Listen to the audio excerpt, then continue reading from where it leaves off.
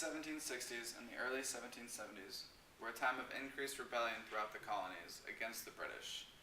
The colonists were becoming more frustrated with all the taxes that were being levied through such acts as the Intolerable Acts, as well as with British occupation throughout the colonies.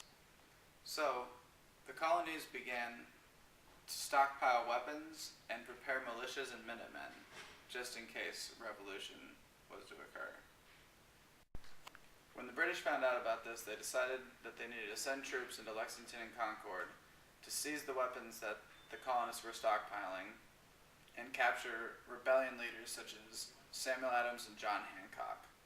However, spies were able to intercept this information and give it to writers like Paul Revere, who went into each town and warned everybody that the British were coming, and they were able to hide all their weapons and get Sam Adams and John Hancock out of there before the British got there. Militia Captain John Parker instructed his militia to meet the British in Lexington. It was here he told them, "Stand your ground. Don't fire unless fired upon. But if they mean to have a war, let it begin here." And it would begin there. When British Army set up against American militia, what came next was the shot heard around the world.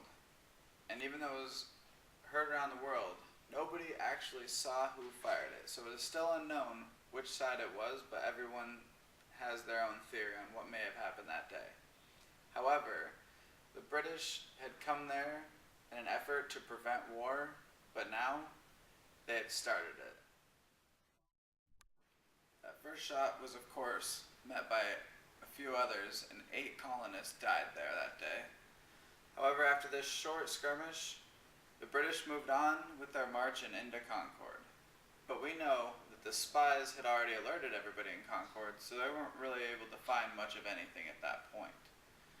But word had now begun to spread throughout the colonies that surrounded about what had happened in Lexington, and militias and Minutemen began their march into Concord and towards the British to stand up for themselves. While some soldiers searched for weapons throughout town, about 100 British soldiers were now holding the North Bridge in Concord. 400 plus militia and Minutemen were waiting on a hill only a few hundred yards away, waiting and watching to see what was going to happen. This time, we know the British shot first. Although it was likely just a warning shot, it sparked others to begin fire as well. The spread out and unorganized British were forced to retreat and were defeated by the Continental Militia at that time. However, on their way back, they were met by 1,000 reinforcements, which put their total to about 1,500 along the road back to Boston.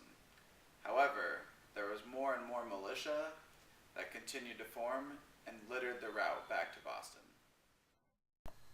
This picture shows the road the British were forced to march on back to Boston. As you can see, they were on a narrow road that made them an easy target.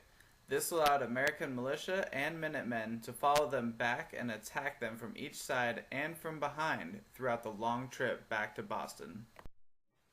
By the time the British had made it back to Boston, they had suffered over 300 casualties along the way, which was nearly 1 in 6 of all the men that were with them. Also, after word had spread about what had happened in Lexington and Concord, over 15,000 militia and Minutemen were now surrounding Boston. After hearing about what happened this day, George Washington said, "The once happy and peaceful plains of America are either to be drenched in blood or inhabited by slaves. Sad alternative, but can a virtuous man hesitate in his choice?" The colonists knew that they would have to fight for their freedom, and it was at the battles of Lexington and Concord where that ultimately successful fight began.